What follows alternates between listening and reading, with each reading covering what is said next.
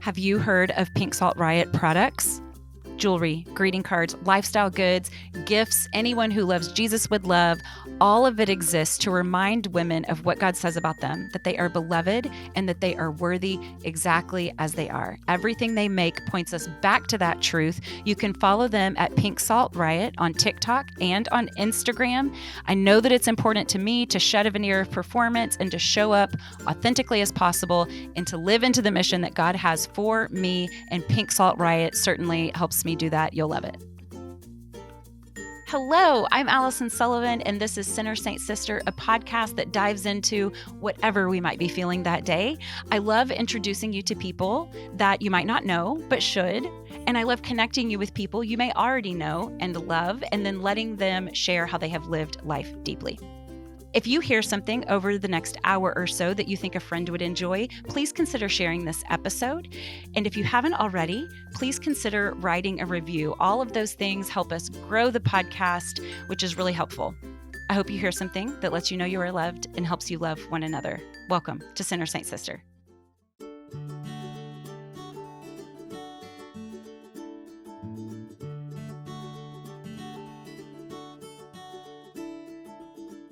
Because of all of the bless yous and bless your hearts that get thrown around, I feel like the word blessing has kind of lost its oomph. Because when I say that we had a babysitter that was a blessing, I really don't feel like the statement gets the reverence it deserves, because Kelly was a blessing. Maybe the concept of a blessing should be like the concept of snow in Alaska. I hear they have like 9 words for it or something. And if this were the case, then you could have a sneeze kind of blessing and then a Kelly kind of blessing. The same, but different. Kelly was this giant sweep of calmness that walked into our house a couple of times a week, sometimes because I desperately needed her, and then other times because against all odds, she found our house relaxing and loving and a safe place to land. Kelly was certainly all of those things for our children: relaxing, loving, and a safe place to land. Kelly was quick to listen. She was slow to give advice. She chose her words very wisely. She used very few of them, but every single one of them mattered. For example, if Kelly were the one writing this, it probably wouldn't be littered with the all caps, bold, and italics, and all 3 that I write with. Her words spoke for themselves just as they were. Kelly was just as she was, and she made you just as you were when you were around her, which I especially cherished for my children. For a while, I was certain she was some celestial being. Many times I would call Kelly because I was dripping in children and there was a bird stuck in the garage, and so many things were neglected around my house that we could have a reality show called 5 Kids, 5 and Under is a Safety No. Kelly would come to our rescue just for 1 little hour so that I could do laundry or take a nap or go rescue that bird so that I didn't give away the next child who was asking for water like I was tempted to. I'd call and she'd answer. Then the kids would jump up and down when they saw her pull up. They knew she'd give them water. And she would walk in and hug me and tell the kids to get their shoes and ask for my keys and when I needed them back. Is tomorrow too soon? I'd ask weakly, and she'd smile and say, how about 7? Seth will be home by then, right? And then I'd kiss her feet and cry a little and flip her a credit card and watch my kids skip to our van. And do you want to know where she would take them? She would take them to church. Church! Kelly would go to daily mass, and she would often take my kids with her voluntarily. She liked it, she said. I'm sorry, I say. Do you understand that a good portion of why I feel compelled to go to church every Sunday is because all the cussing I did last Sunday trying to convince the congregation that my children are not heathens, even though one laughed, one threw up, and one meowed throughout the entire Mass? I need to pray for myself, I had explained to her. Do you understand, Kelly, that you were doing impossible things with a smile on your face? And then she would just smile at me reassuringly, lovingly. And she would tell me that daily Mass is much shorter than regular Mass, because how would I know? And that the kids do an excellent job, and that was probably why. I would eye her suspiciously and truly wonder if she was a seraph. But my favorite story about Kelly is one day we pulled into our driveway, and the kids saw her car before I did. And when we walked in, she was in her spot working on an application, and she could tell that I was tired, and she asked me if I was okay. I explained to her that I hadn't been sleeping well, and I told her in broad strokes about a friendship that I was worried about. I was worried that I had misrepresented myself, that I had chosen words without enough care, that I was misunderstood, and that I had tried really hard to do what I thought was right, but maybe I was wrong. And Kelly thought for a minute, and then she said this. She said, "It sounds to me that you have acted with very pure and honest and loving intentions. And I think that's all you can do in this life. And so maybe now it's time to love like a sunset." Sunsets don't grasp. They don't beg. They're just there, offering their beauty in the hope of a new day. Sunsets don't grasp. They bring peace. And all of those words that you just used to describe how you feel, those are grasping words. There's desperation in them. And I think that you need to know that you were loving, she said. And you need to offer your beauty, maybe from a distance, but don't grasp. I do think it's important to love intensely, she said. But I also think that intensely sometimes means not having much control. But maybe that's okay, because then you can allow God to have it instead. And maybe that's something that could give you a little comfort right now. Agape. I was agape. I looked over at my husband and he was also agape. We nodded slowly and we squinted at her. And I was no longer wondering if she was a celestial being. I was totally convinced. Seraph, for sure. By the way, have I mentioned that Kelly was 20? As in the number between 19 and 21, 20.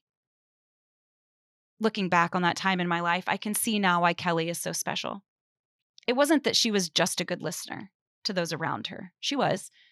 But she also listened keenly to herself. She allowed silence and pauses and space in order to think clearly about what was important to her so that she wasn't quite so reactionary. She was thoughtful and intentional and resolved instead. And she was responsible to herself, to her mind, to her body, and her spirit. She paid holy attention to her inner voice and what it was specifically that made her feel renewed, and the things that cost her too much. And with that information, she let go of what she needed to let go of, and she embraced what she needed to embrace. She had really good insight about the choices that didn't just make her feel good in the moment, but that would make her feel better later. And all in all, what I can see now is that Kelly, while taking great care of our family, took great care of herself. And thinking that those two things have little to do with one another would be an oversight. In watching Kelly practice self-care in ways that went far beyond manicures or coffee treats, I realized that I had spent a lifetime feeling the mistakes of my spread too thin, not enough sleep, people-pleasing, working off of a to-do list, that I didn't know how to replace my bad habits for better ones. And there was something about watching Kelly live and breathe and pray and think and hold her tongue and take in fresh air and go for a walk and treat herself kindly that began a work in me. The years in which Kelly made herself at home in our home helped me to feel at home in my own skin. My guest today, Casey Davis, is chapter 2 of my continuing education.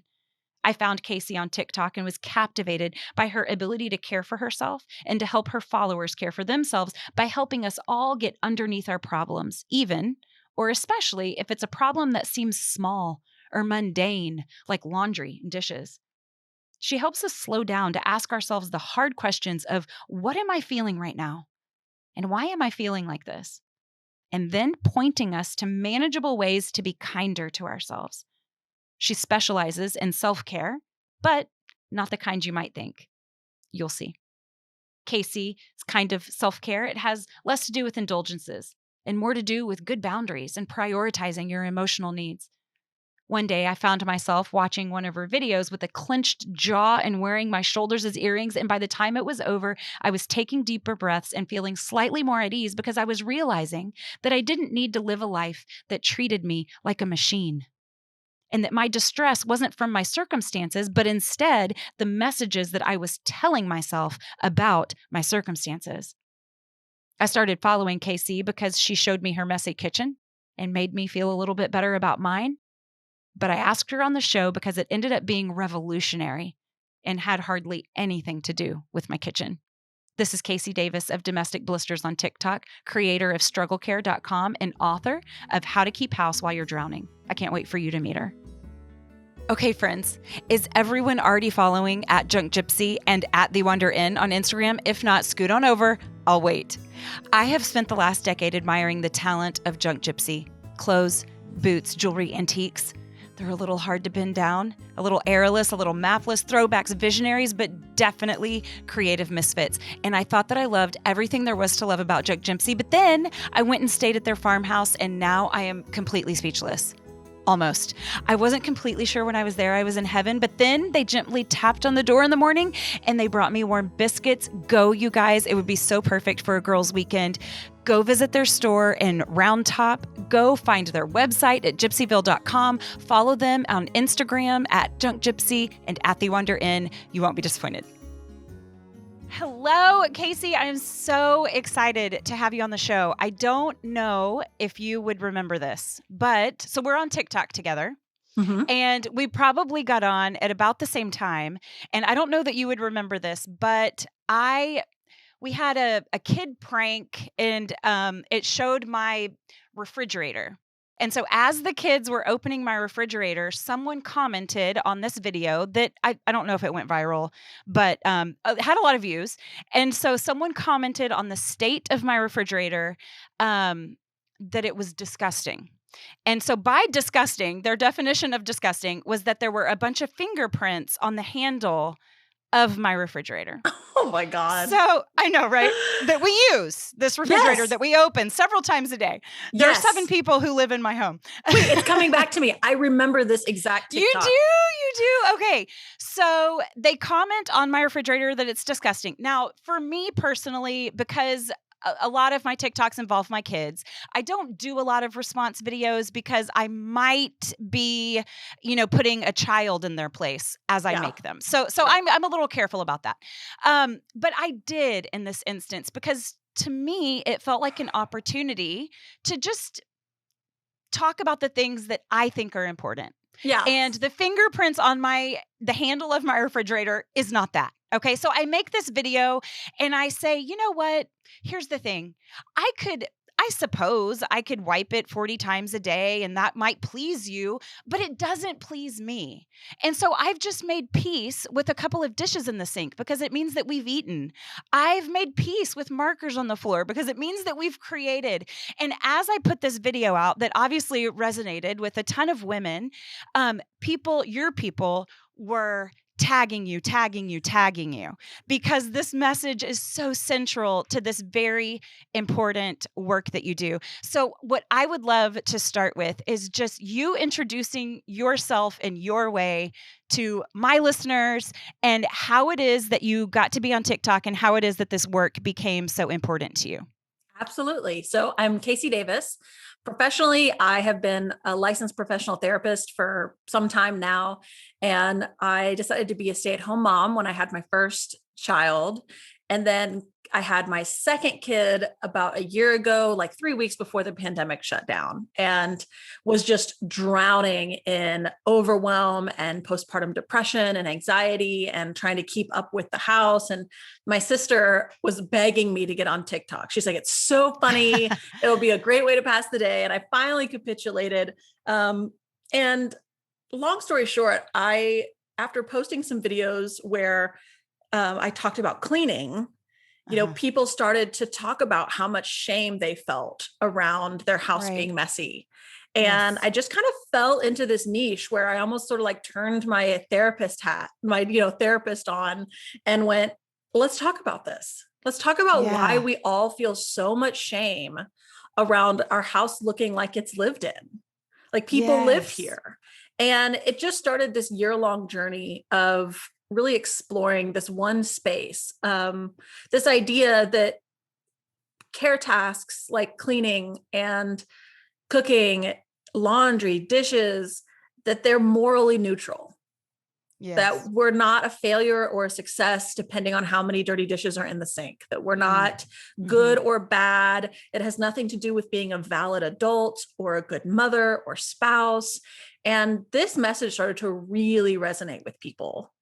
And the first shift I made was actually using this term care tasks, which I coined because we typically will talk about housework and chores and things like that. Yes. But what I found interesting was that when I change my baby's diaper and, I feed her and then I have to give her a bath because she's messy, and then I have to do her laundry, and then maybe I pick up her toys, I don't refer to that as I'm doing my baby chores, right? Like we refer to that as I'm caring for my baby.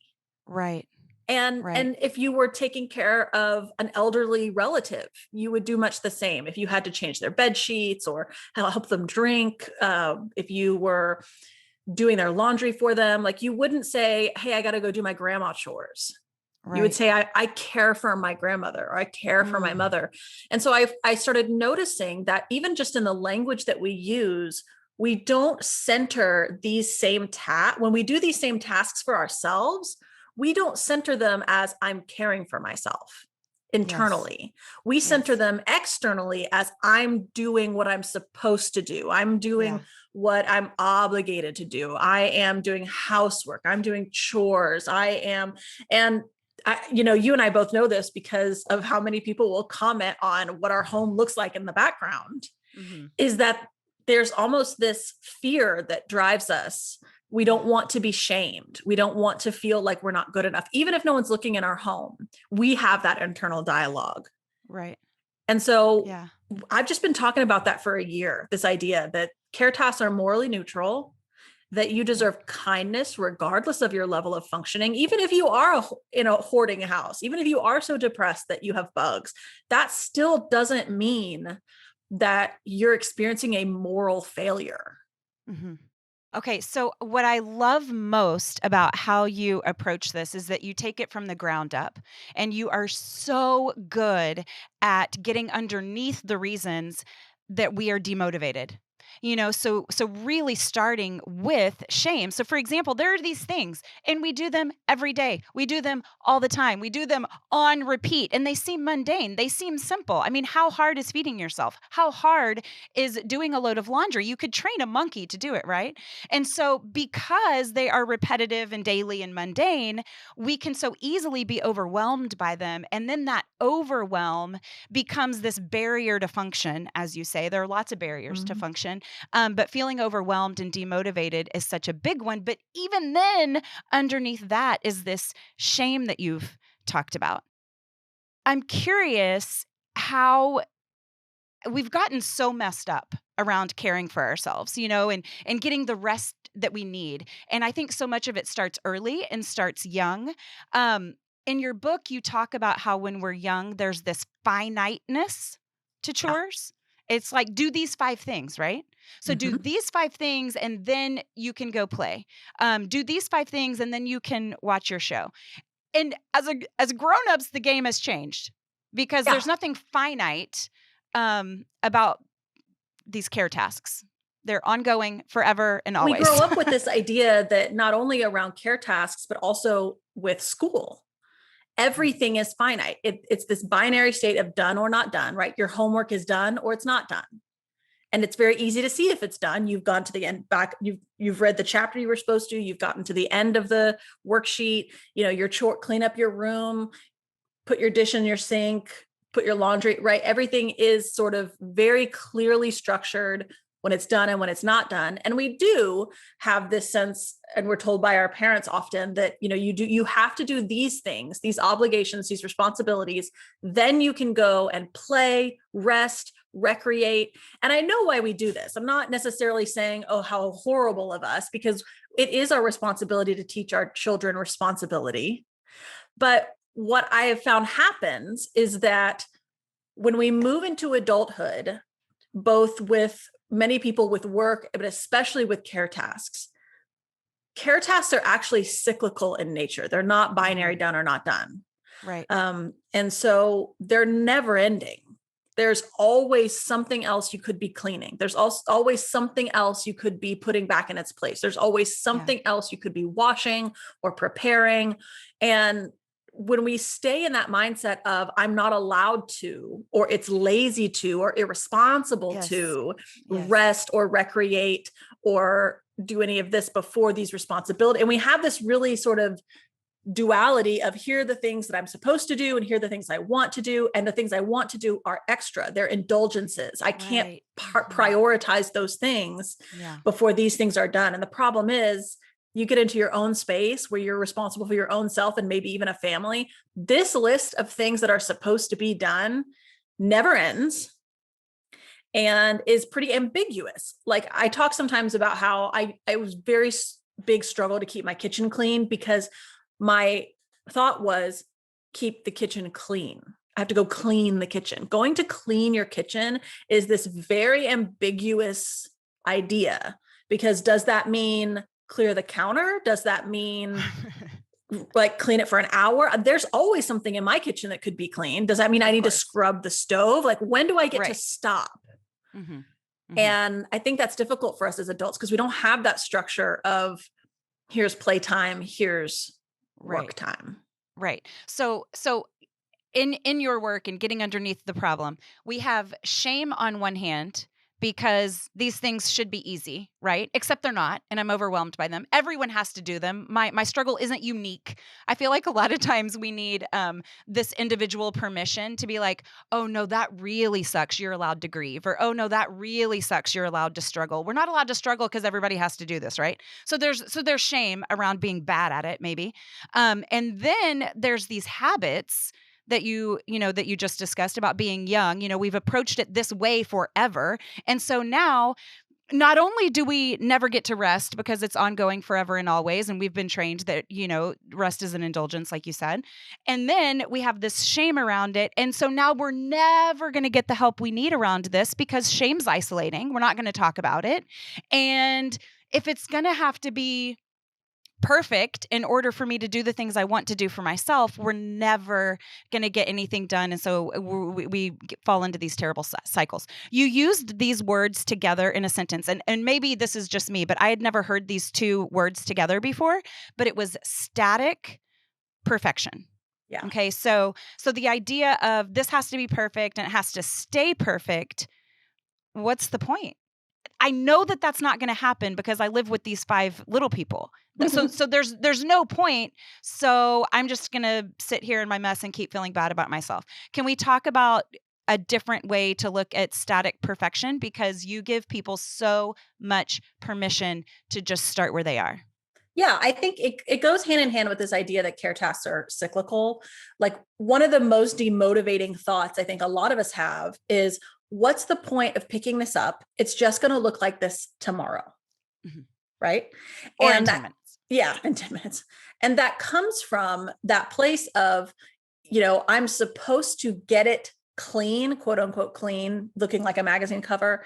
And it's supposed to stay there. I'm supposed to hold it there. I'm supposed to follow everyone around and make sure that, if something comes out of place, it goes right back into place. So I can hold it in this spot.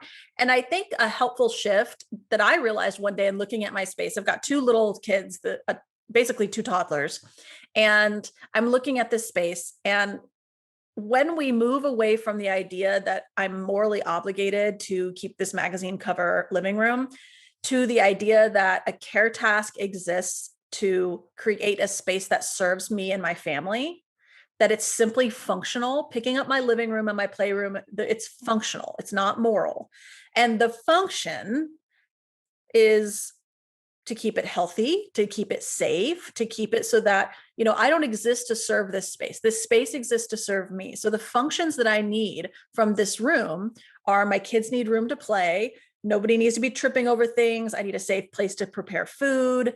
And then there's also a comfort and happiness level, right? It makes me happy to look at certain aesthetic aspects of my room. Right, but when I say to myself, what's the point of doing this? It's just going to look like this again tomorrow. That's actually not true. It's only going to look like this tomorrow if I pick it up today. Oh, right. It's only going to look like right now, as you're looking at your room, it's only going to look like that tomorrow if I reset it right now. If I don't reset the space right now, it's going to be more cluttered than this. Yeah. Right? Because people are still living and creating clutter and messing things up. So it's just not going to be functional. So when I clean a space, what I'm doing is resetting that space for another 24 hours of functionality, or 48 hours, or maybe 10 minutes, whatever the cycle is. But yeah, it only looks like that again tomorrow if you clean it today. Otherwise it looks worse. But I love that idea. And it feels revolutionary to me, because perfection, it's not static, it's dynamic, right? Like there's not only one way to load the dishwasher. I mean, I feel oppressed just thinking about it, that there's only one way to do this thing. But dynamic perfection, I feel like that has endless possibilities. There's a creative element. I have choices. So for example, a second ago when you said, okay, I'm going to walk into my kitchen and I need to feel better about my kitchen, or I would like to feel better about my kitchen right now, which thing do I want to tackle? So in that way, with perfection being dynamic, there's not just one and only one mathematical formula, to get to the one true outcome. There are many different outcomes, provided the many different variables. So can we take, for example, here's another thing I love about your work, Casey, is that you really invite us into your mess. And you know how sometimes I feel like when other people do this on social media, it's like, your mess is so cute. It's like, Yeah. how are your laundry piles adorable? Because mine, but and I hope that you take this as a compliment, because I mean it as one, but your mess is legit. It's like, it's like, that looks like mine. Like that's what mine looks like. This is what I'm talking about. And I love how you kind of walk into the emotionally unknown by revealing yourself to us this way. So here's my question.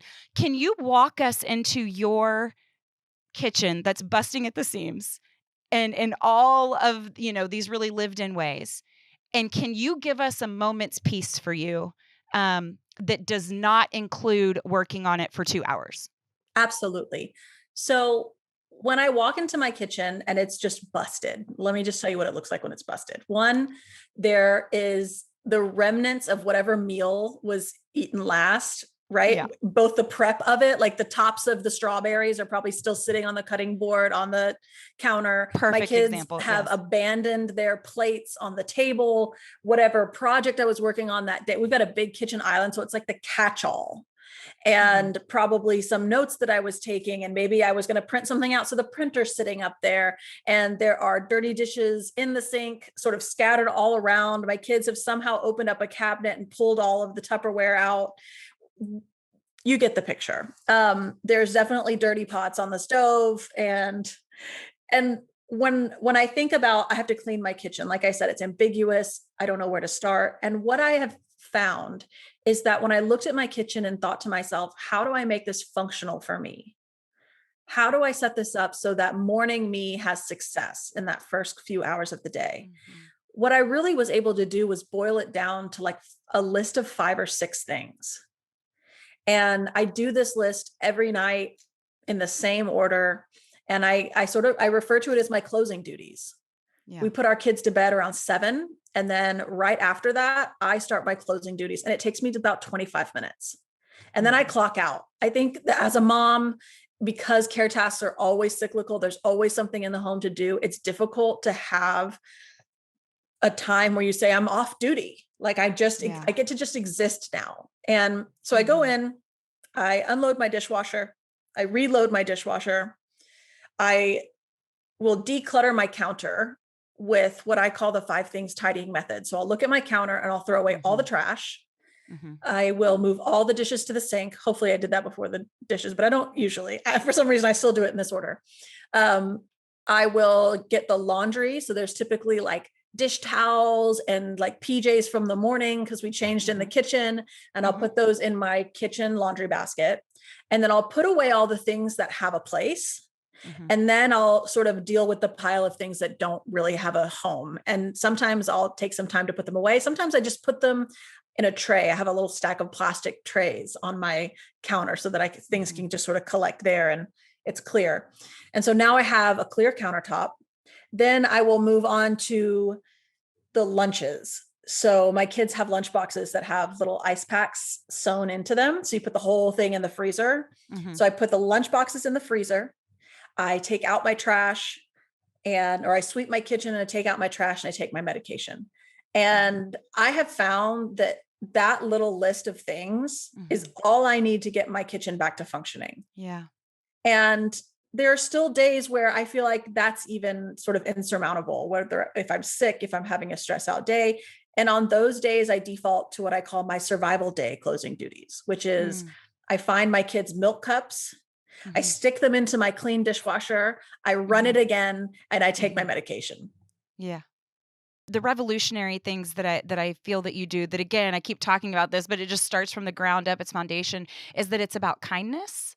This is about kindness to yourself. And so Mhm. one of the things that you talk about in your book, you talk about kindness to your little self and then kindness to your future self, which you just talked about a little bit. But it's basically the idea is stepping in and with kindness and with compassion, and then going back to the beginning of talking about these care tasks, not because you should, not because you're a bad person if you don't, not because you're disgusting and failing as a human if you don't, but instead this is going to I am caring for you in this moment. So one of the things that I can start to kind of spin over is, that's what I call my anxiety. It's like it feels like this spinning, that's I'm failing as a grown up. I'm failing as a mother. I'm failing as a spouse because I can't do this. Will you talk about the kindness to your little self in those self-hating moments? Yeah. So that's the motivational switch that we're going to make here. Instead of Right. doing care tasks out of a motivation of shame, Yes. either I feel, look at this place, it's such a wreck, I'm such a piece of shit, I've got to get it together. So I feel shame and that's motivating me. Or the idea that I better get this stuff together because if I don't, then I will feel shame in the future. Yes. Either way, it's a motivation of shame. And when we work from a motivation of shame, we also rest from shame. So anytime we do sit down, we're thinking, I Wow. shouldn't Yeah. be sitting down. Right. So when we work, we're in stress and anxiety and shame. When we rest, we're in stress and anxiety and shame. We feel exhausted. We don't want to do anything because we feel like we need a break. But if we take that break, we start to procrastinate things and then it gets worse and then we feel more shame. And so it's a cycle that doesn't work. And so when we're doing those things in shame, we're doing those things with this external motivation of being enough. Mm-hmm. And if we switch that motivation to, how can I be kind to future me? Mm-hmm. So when I'm looking at my kitchen, wouldn't it be such a kindness if morning me came down and clearly could pick up the milk cups for her kids and didn't have to search for them around the house and then pour out the chunky milk and clean it up, and while the kids are Right. crying at her feet and she's stressed out about it. And this came about for me because my husband wakes up early with the kids on Sunday morning so that I can sleep. So on Saturday nights, I always felt this extra motivation to sort of get the kitchen back to functional so that he didn't have a stressful morning.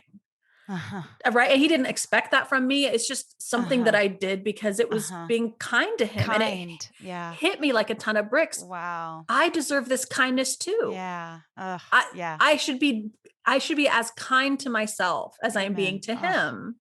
And Yeah. so this idea that what would be kind to me also helps with that work rest balance, because some nights what is most kind to me is to sort of push through and get it done so that I'll be set up for success in the morning. And sometimes what's most kind to future me is to take my medication and sit down and rest Yeah. so that I Yeah. have the energy that I need tomorrow. And Ugh. what happens is that a lot of people, what rises up in them is, oh, I don't feel like I deserve kindness. That's Mm-hmm. one of their barriers to care tasks. It's one Right. of their barriers to thinking this way. Right.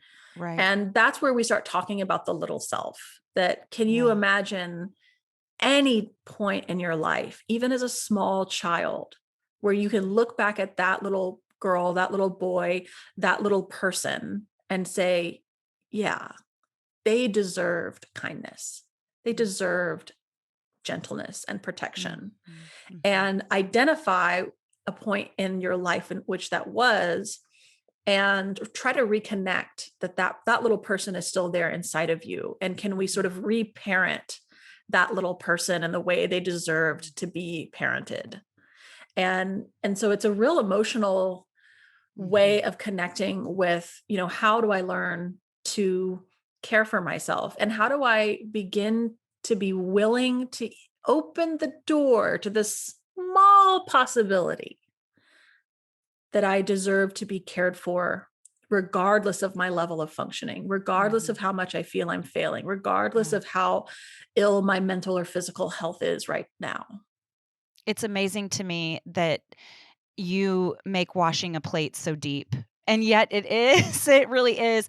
I would like to close with just giving you like a little snippet of women I know and just a little piece of advice for each one. So, for example, what would you say to the woman who is constantly wiping, who is constantly disinfecting, who's constantly ironing, sweeping, and never letting a thing get out of place, very much at the expense of quality time with people she loves? I would say a few things. One, I would say that rest is a right and not a reward. Rest is a need. Rest is different than sleep. I would say that an excellent life is not made up of doing everything excellently. An excellent life requires imperfection.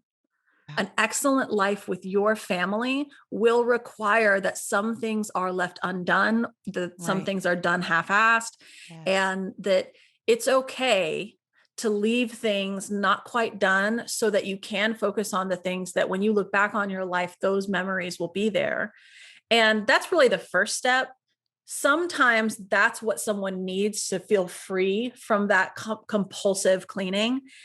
If they internalize that and they still feel that compulsive cleaning, that's when I say, I would then look at maybe some anxiety issues, because I think that anxiety disorders are massively underdiagnosed in women, because if the way that your anxiety shows up is keeping a picture perfect home and never sitting down, that's actually rewarded in our society.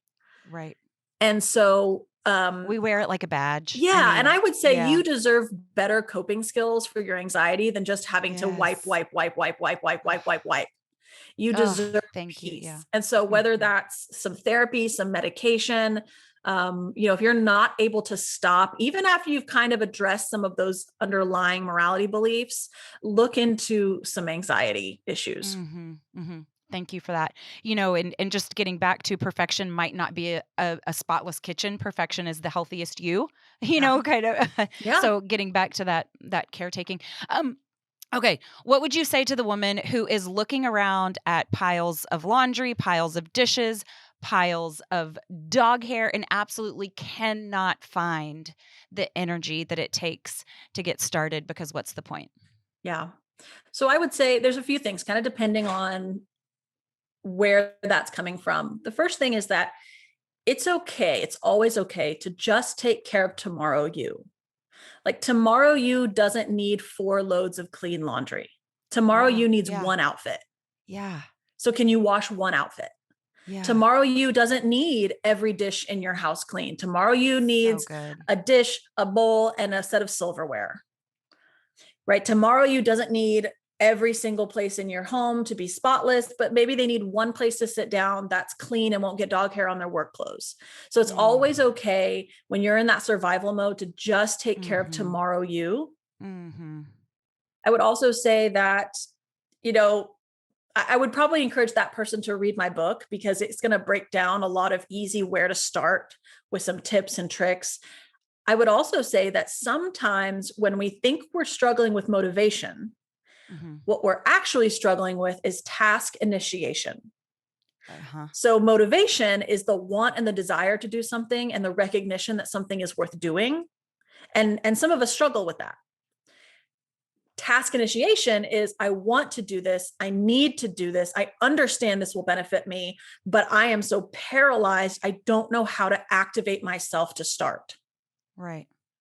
And I think it's helpful to know the difference so that when you're looking at problem solving, you're not just looking at how do I get motivated? You're looking at, okay, how do I initiate this task? How do I break it into small steps? How do I sort of trick myself into getting up on my feet and engaging?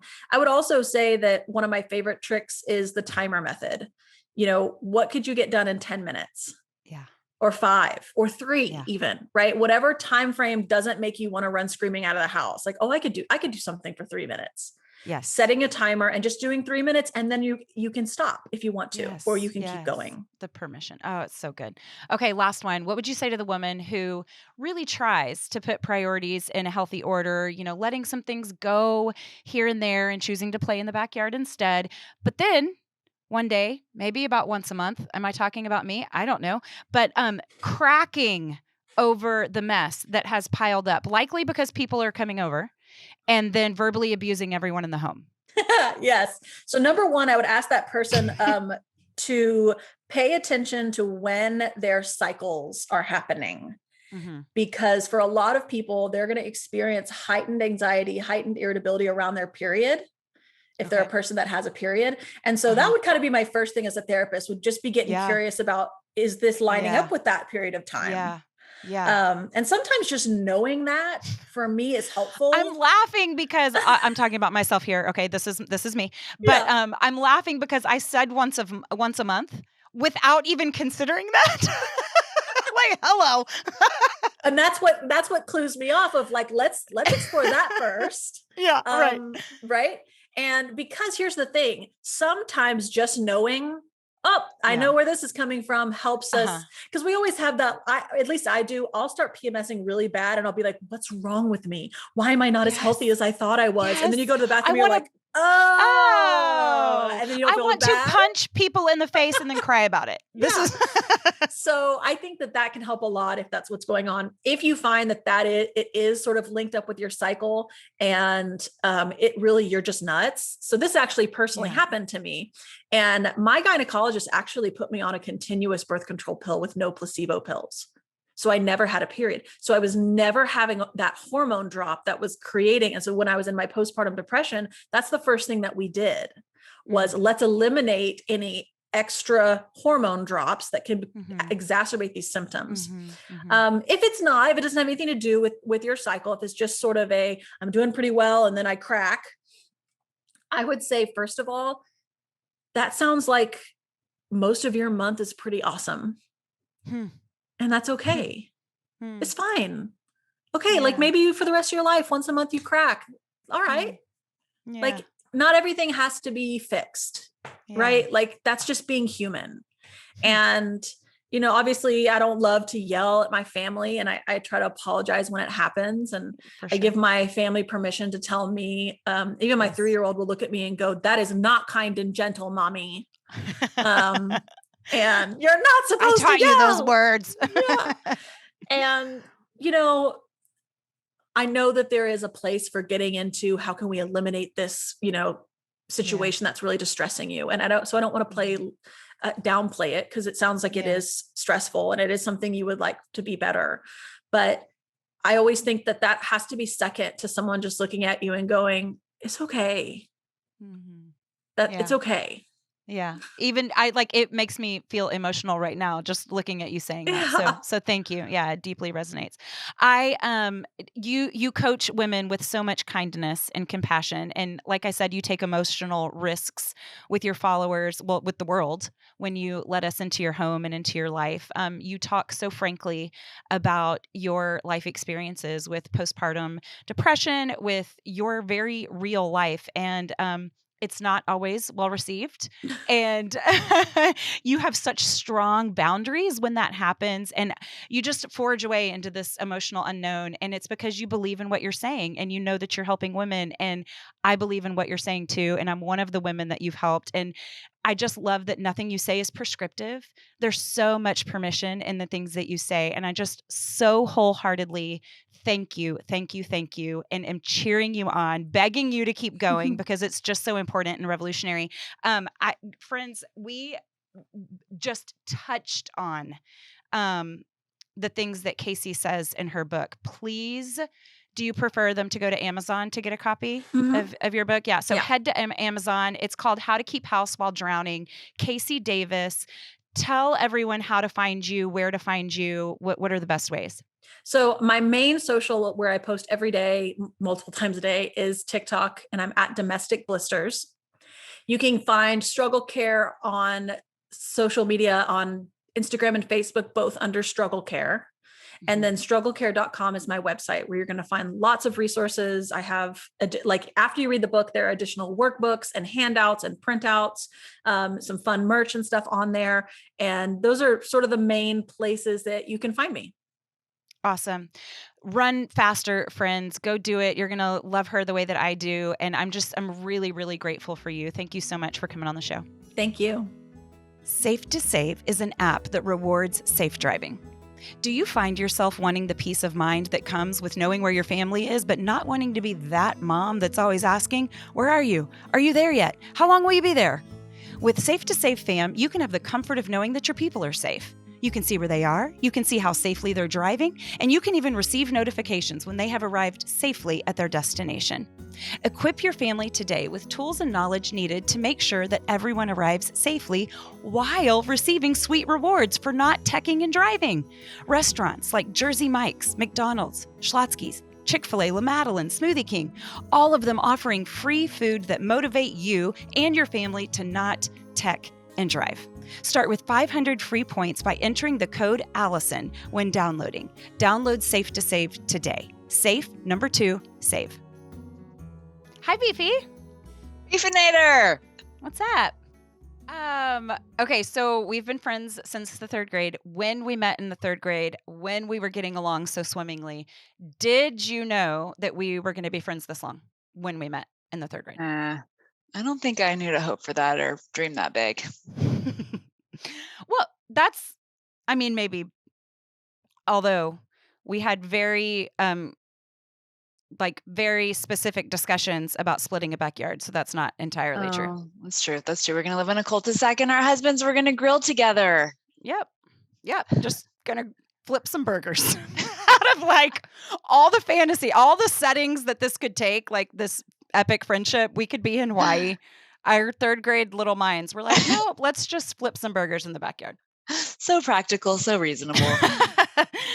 Okay, I am really excited to debrief this conversation with you. Did you love Casey? I loved her. I love the interview, and I've been on TikTok loving her even more since. Yes, you get such a good mix of her personality and all the things she's excellent at there. She has such good boundaries. I love it so much. She made me cry twice in the interview, and I loved it. So I was so thankful that she said yes.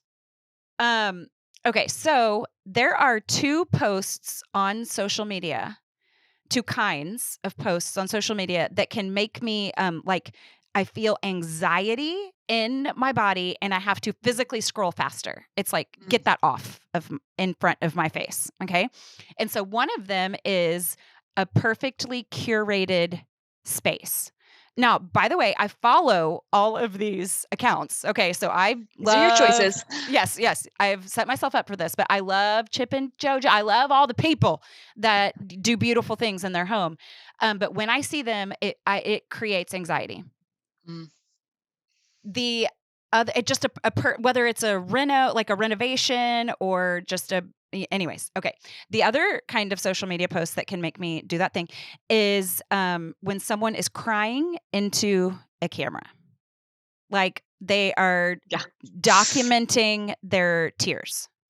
And I've thought about this because it's the same feeling. It's anxiety. And I think that it is an authenticity thing for me. It's like when I look at the perfect room and the perfect space, that feels inauthentic to me. And maybe if it's authentic right now, it won't be in 5 minutes. And so even that feels like some sort of a lie. You know, if we're telling the truth, the whole truth and nothing but the truth, it's like, meh.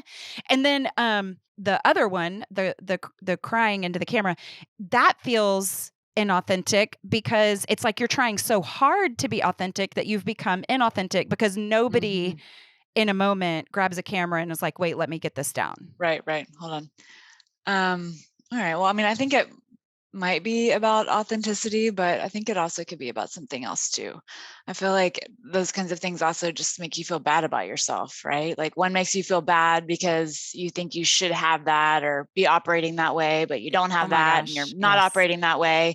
And the other one is that you feel bad about yourself because the person's sad, but it's annoying you.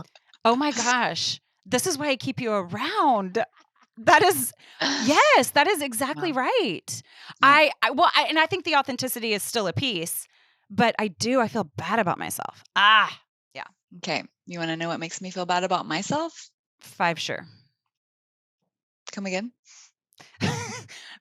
It's like, I'm really sure, not just 4 sure, but 5 sure. Okay. So why can everybody else keep their kids' baseball pants white? Every other woman on the face of the earth has some sort of secret for dazzling whites. I did not get the memo. I completely missed it. Why can't I catch up? What's the product I need? And why do I care so deeply about white baseball pants? How in the world That's have my we thing. never talked about this before? The You pants, too. the Yes. baseball pants. Oh my gosh, what is the deal? I mean, I know we're joking, but I really feel like this is kind of Casey's point. Like this Yeah. is exactly what she's talking about. There's like these baseball pants. It's this thing, and your kid has them. Your kid Right. is wearing them. Your kid is not pantsless on a baseball field. And there's this very morally neutral thing, sparkling Right. white pants, Right. that is making us feel things about ourselves. Right. Right. Oh my gosh. Okay, Yes. so I'm really kind of not joking. I feel like a failure every Saturday morning, and I'm tired of buying new pants because that is the only way that I can figure out how to solve this problem that everyone else has got the secret manual to. Okay, but here's the thing. Here are our choices. I feel like I can either hate myself over baseball pants, right? Yeah. Or fill in the blank, whatever the baseball pants thing is. Right. But I can either hate myself over that thing, or I can ask for help with that thing. Yeah. Or I can make peace with the imperfect thing. Right? Right. I mean, I feel like what Casey would say in this moment is that this morally neutral thing, baseball pants do not make me a good person or a bad person, but like it exists to serve me. That exists to Right. serve me. I do not serve the pants. Our kid has pants. Right. And just because someone has done whatever science experiment after science Whatever experiment it is they do to figure out the exact right formula, it doesn't make them better people. It just means that they have different, she posted about this the other day. It means they have different hobbies. That's a hobby. You can Jeez. go into, I think it was even specific to laundry. She was talking about a really beautiful laundry room with like, the big glass things that have the granulated soap or Oh, wow. whatever. Okay. Like you've created this beautiful laundry room Right. space. Okay, listen, that's your hobby, which is fine. That is fine. But I would never beat myself up because I don't enjoy paint by number or whatever. So let's just call it what it is, which is a Right. hobby. It doesn't make me better or worse because my laundry room is not, photographable, and that my kids' pants don't reflect light perfectly. Right. Okay. That's their hobby. I'm still It's mad their about the hobby. pants. I'm still mad about the pants. Well, beef. What if this is your hobby? What Gosh. if you're a blocked creative and all this passion or all this fury is pointing you to your passion? It could be. Yeah. Right up there with the lady named Beef flipping burgers. So practical, so reasonable. Such a good hobby. All right, love you, Beef. Love you. Santa Clara Design Boutique provides accessible and affordable ways to create beautiful, sacred spaces in your everyday. Creating spaces that reflect what is true and good and beautiful is near and dear to owner and lead designer Lauren Gouldy's heart. Visit Santa Clara Design online at santaclaradesign.com to find a wide variety of Catholic art, prints, canvases, stickers, printables, tees, mugs, totes, and more. Sinner Saint Sister listeners get 10% off of their print and sticker orders with code Sinner Saint Sister. Sometimes on a really hectic day, I'll head over to @SantaClaraDesign on Instagram to scroll and just take in all of the piece. Head over there on Instagram and Facebook @SantaClaraDesign to join their email list. Thank you, friends, for tuning in. Catch us next week. Please subscribe so that you don't miss a thing, and consider heading over to patreon.com/Allison Sullivan to help support the show. You help us grow. And for a little fun, you can head over to Sullivan Family TikTok. Today's show was a production of Allison Sullivan in conjunction with the Forte Catholic Podcast Network. For more great Catholic podcasts, head on over to fortecatholic.com/podcasts or wherever you listen to podcasts.